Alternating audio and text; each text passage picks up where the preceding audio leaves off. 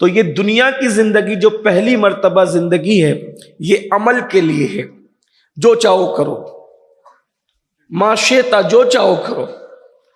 اور جب دوسری مرتبہ زندگی دی جائے گی وہ آخرت کی زندگی ہے، تو دنیا میں جو کچھ کیا تھا اس کے حساب کے لیے دیا، یہاں پر کرنے کے لیے ہے اور یہاں جو کچھ کیا ہے اس کے حساب کے لیے اس وقت تو زندگی دی جائے گی، اس وقت تو اٹھایا جائے گا. انسان اپنی قبروں سے اٹھیں گے، لوگوں کو اللہ تبارک و تعالیٰ پھر پیدا فرمائے گا، لیکن جس وقت اللہ تبارک و تعالیٰ حساب لے گا وہ حساب کا منظر بھی بڑا عجیب ہے اور بڑا عظیم ہے. اور وہ حساب کا منظر یہ ہے، جس میدان کے اندر، جس گراؤنڈ کے اندر اللہ تعالیٰ جمع فرمائے گا حساب کے لیے، اس میدان کی کیفیت یہ ہوگی، نمبر ایک وہ اتنا بڑا ہوگا اس کا کوئی کنارہ نہیں. نمبر دو، وہ جو زمین اس کی ہوگی گویا وہ فولادی زمین ہوگی، یعنی یہ مٹی والی زمین جس کا انسان تصور کرتا ہے یہ مٹی والی زمین نہیں ہوگی، بلکہ زمین فولادی ہوگی، فولاد کی زمین ہوگی. اگر سمجھانے کے لیے آسان زبان میں کہا جائے تو زمین تانبے کی ہوگی، اور وہ تانبے جیسی زمین اس کو سورج مکمل اپنی کشش سے جو ہے وہ تپا رہا ہوگا، اور انسان اور سورج کے درمیان صرف ایک ہاتھ کا فاصلہ ہوگا. جس وقت انسان کو اللہ حساب کے لیے کھڑا کرے گا، ذرا تصور کریں، ذرا غور فرمائیں، اور سننے سے زیادہ اس پر غور کرنے کی کوشش کریں، محسوس کرنے کی کوشش کریں.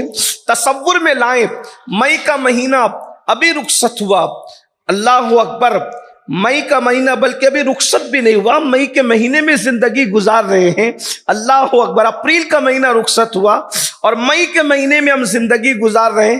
ذرا غور تو فرمائیں کہ انسان دوپہر کی چلچلاتی دھوپ میں گھر سے باہر نکلنے کی ہمت نہیں کرتا، انسان چلچلاتی دھوپ میں گھر کے باہر قدم رکھنے کی کوشش نہیں کرتا.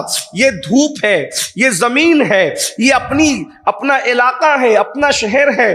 ہم چاہیں تو اے سی میں رہیں، ہم چاہیں تو پنکھوں میں رہیں، ہم چاہیں تو جیسا چاہیں لباس استعمال کریں، مگر اللہ اکبر ذرا تصور میں لائیں. یہ باتیں کسی مولوی صاحب کی کہی ہوئی نہیں ہے، یہ بات تو مولا مصطفیٰ جان رحمت صلی اللہ علیہ وآلہ وسلم نے اپنی امت کو پہلے ہی آگاہ کرنے کے لیے فرما دیا. ذرا تصور میں لائیں، اللہ اکبر. اس وقت سورج چوتھے آسمان پر ہے اور پشت کی طرف سے چمک رہا ہے، اور اس وقت جو سورج ہوگا، سورج اللہ اکبر چوتھے آسمان پر نہیں ہوگا، بلکہ انسان کے سر اور سورج کے درمیان ایک ہاتھ کا فاصلہ ہوگا، اور پھر وہ پیٹھ کی طرف سے نہیں چمکے گا بلکہ اپنے چہرے کی طرف سے چمکے گا.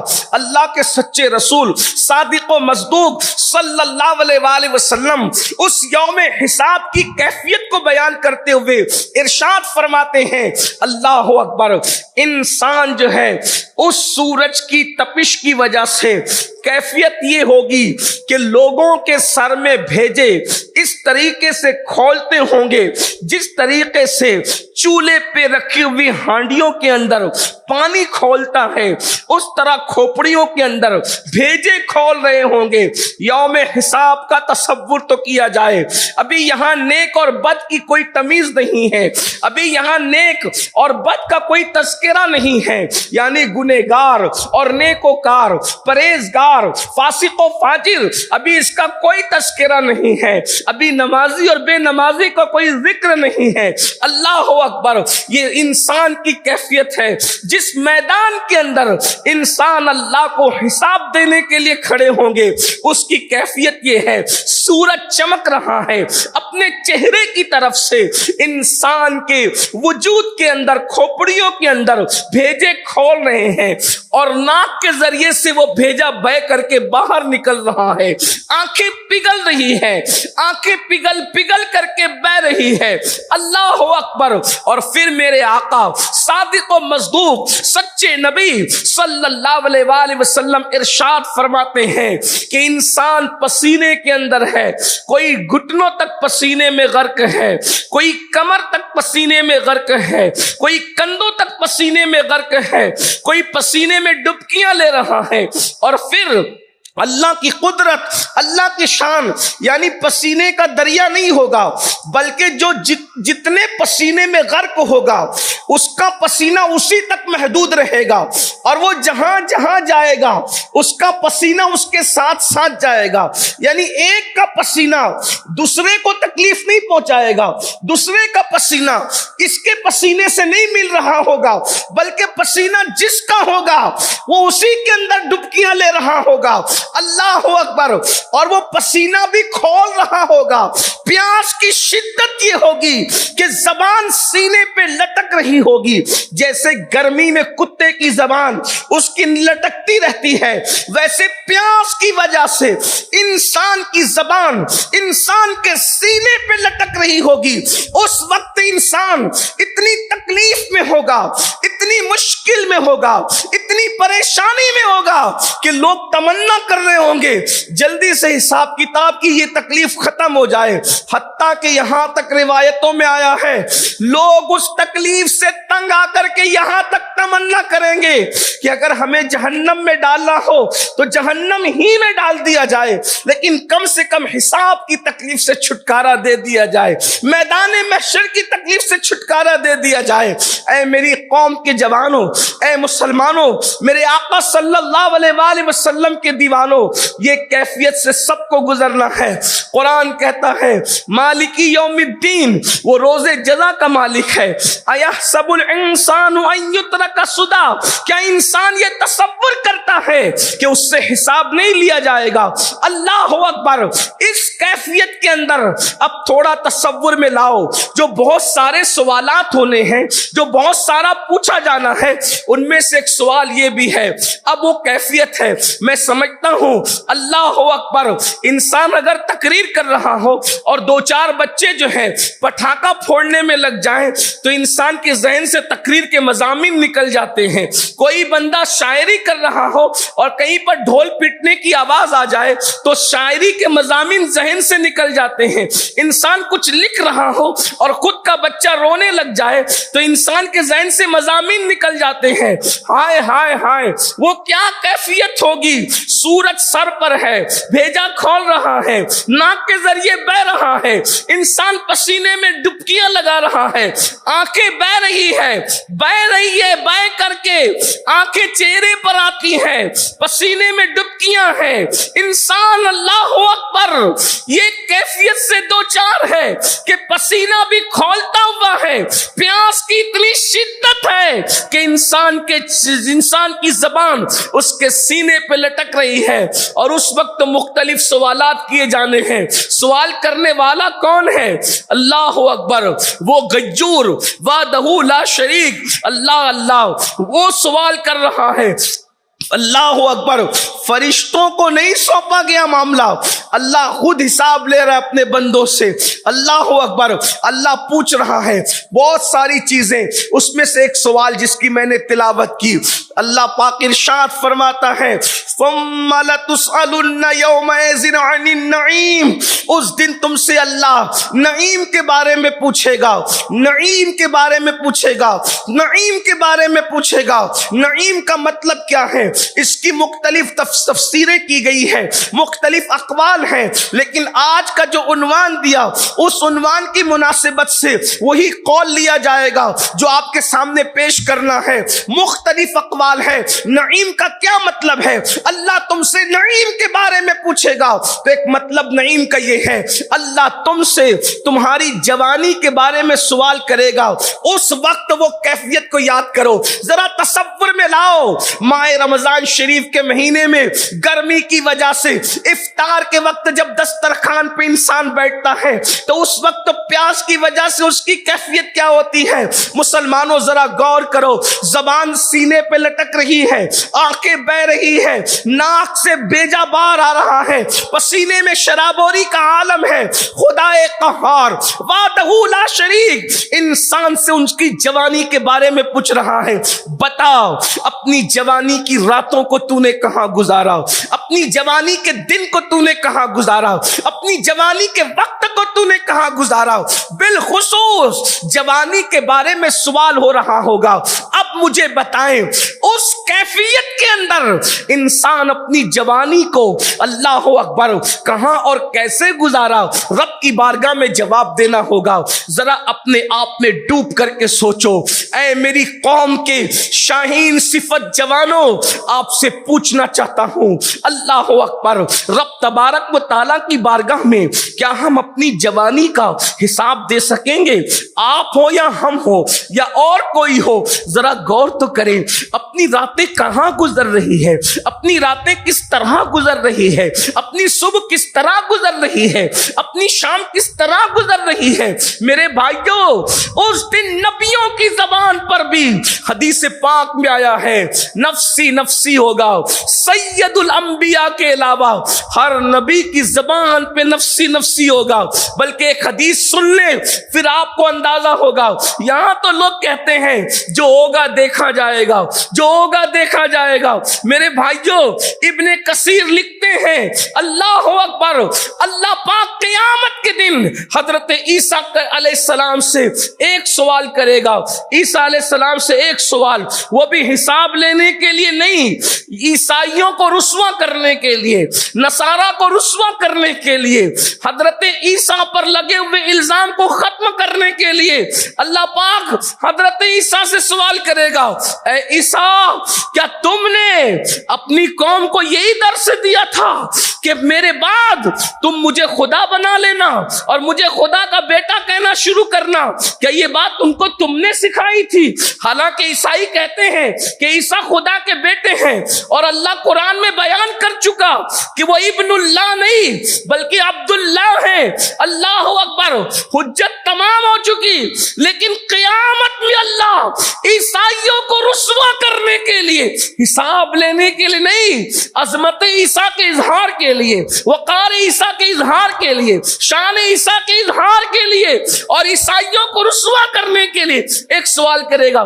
کیا تم نے کہا تھا عیسیٰ کو, عیسیٰ تم نے کہا تھا اپنی قوم کو کہ مجھے خدا کا بیٹا بنا لینا؟ اس صرف ایک سوال پر حضرت عیسیٰ پر اللہ کا اتنا خوف طاری ہوگا, اللہ کی اتنی خشیت طاری ہوگی کہ حضرت عیسیٰ کے بال کھڑے ہو جائیں گے, جسم کے بال, اور ہر بال سے خون کی پھواریں نکلنے لگے گی. اس ایک سوال پر وہ حساب کے لیے نہیں ہوگا.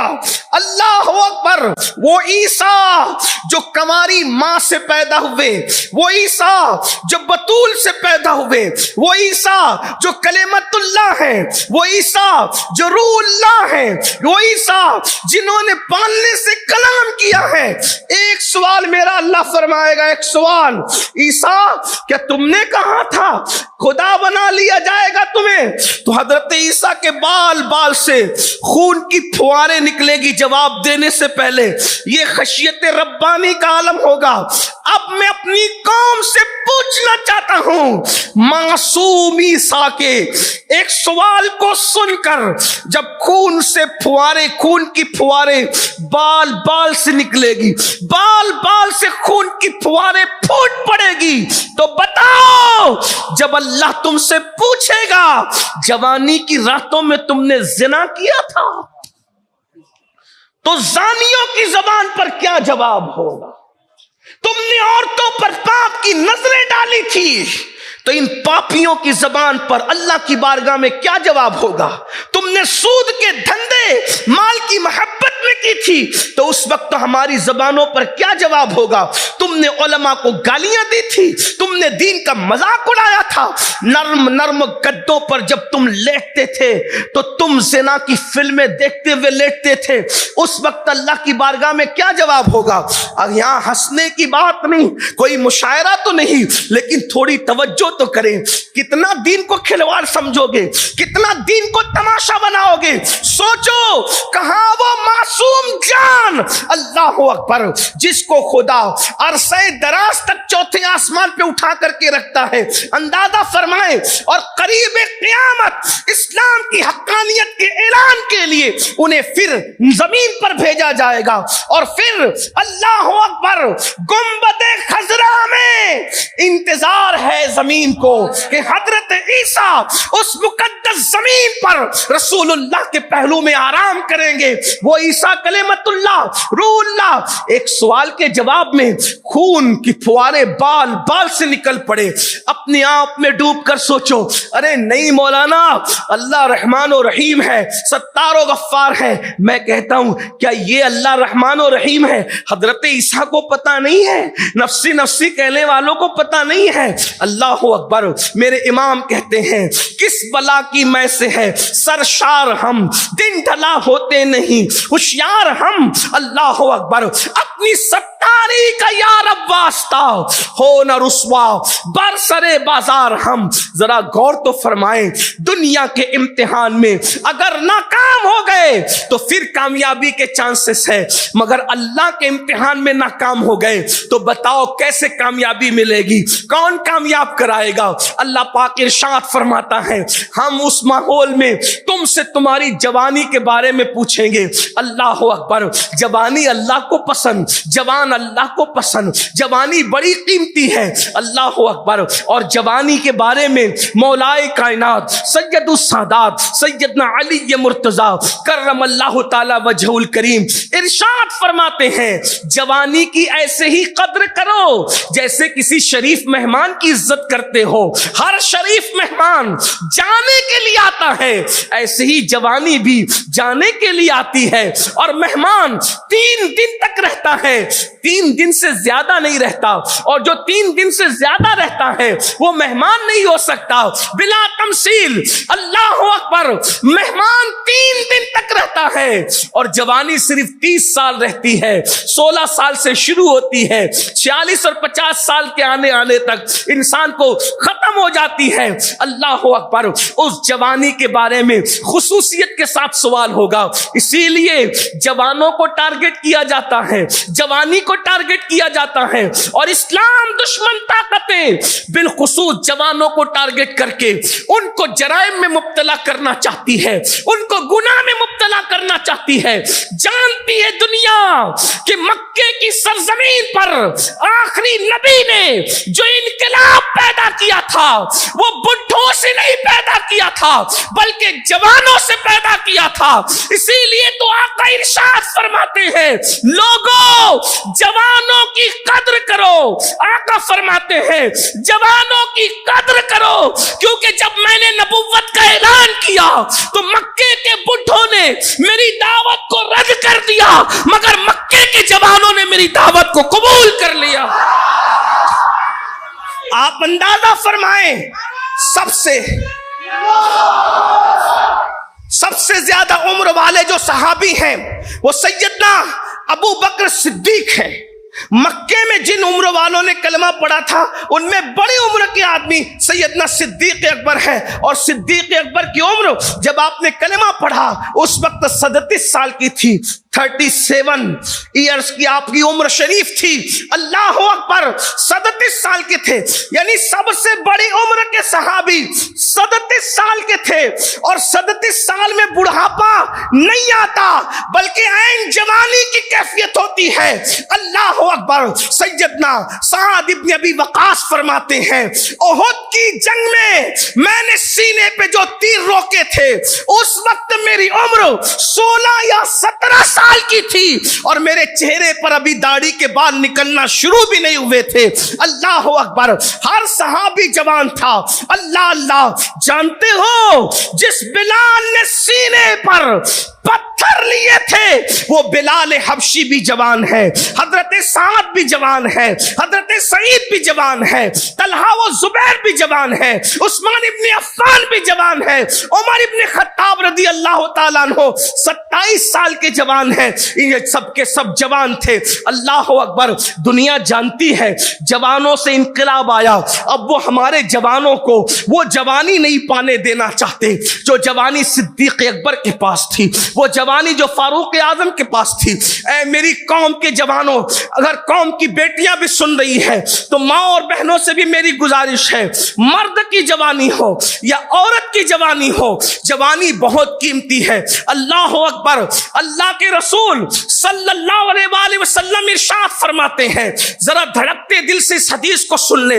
آقا ارشاد فرماتے ہیں، جو جوان حرام کاموں سے بچے، جو جوان حرام کاموں سے بچے اور فرض کاموں پر لگ جائے، عبادت کرے، اللہ پاک اسے 70 صدیقوں کے برابر ثواب عطا فرماتا ہے. ایک دو صدیق نہیں، 70 صدیقوں کا ثواب. اور صدیق کسے کہتے ہیں؟ ولی سے بڑا مرتبہ صدیق کا ہے، شہیدوں سے بڑا مرتبہ صدیق کا ہے. مرتبہ نبوت کے بعد سب سے بڑا مرتبہ اگر اسلام میں کسی کا ہے تو نبوت کے بعد صدیقیت ہے. لوگ ولی بننے کی بات کرتے ہیں، ارے جوانی کی راتوں کو حرام کاموں سے بچا لو اور حلال کرنے لگ جاؤ. ایک دو نہیں، 70 صدیقوں کا ثواب کی بشارت دی جا رہی.